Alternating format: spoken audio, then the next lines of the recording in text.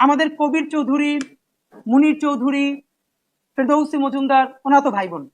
ওনার বাবার নাম কি আপনারা জানেন কিনা, মনে আছে কিনা আপনাদের কারো? আব্দুল হালিম চৌধুরী। আব্দুল হালিম চৌধুরী উনি ম্যাজিস্ট্রেট ছিলেন ব্রিটিশ আমলে। পটুয়াখালীতেও তখন এই হিন্দু মুসলিম দাঙ্গা ছোটখাটো চলে, বরিশালে চলে, এবং সেইগুলোর নেতৃত্বে এই সত্যেন সেন আছেন। একদিন আব্দুল হালিম চৌধুরী পটুয়াখালীতে ম্যাজিস্ট্রেট অথবা ডেপুটি ম্যাজিস্ট্রেট থাকা অবস্থায় নামাজ পড়ে বের হয়েছেন।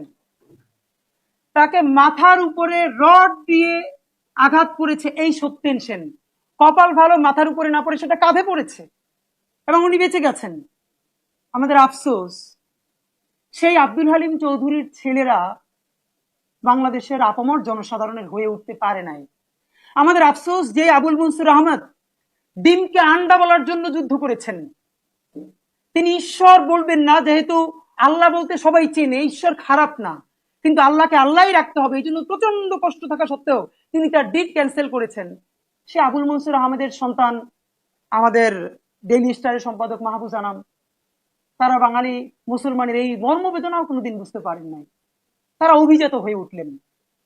আমার মানে খুব ইচ্ছা হয় যে অন্তত আবুল মনসুর আহমেদ বা আব্দুল হালিম চৌধুরী ওনারা ওনাদের ছেলে মেয়েদের এই গল্প দেখেন কিনা।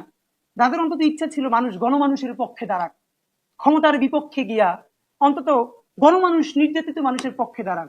আফসোস হলো আজকে তাদের সন্তানরা সেই এলিট শ্রেণীর পক্ষে, যারা বাংলাদেশের শাপলা নাম দিয়ে, তারা গরিব, তাদের ক্ষমতায় স্টেক নাই, কাট কাট প্রমিত বাংলা বলতে পারে না, ইংলিশ বলতে পারে না, এই জন্য তাদেরকে শাপলায় গণহত্যা করে ফেলে যায়।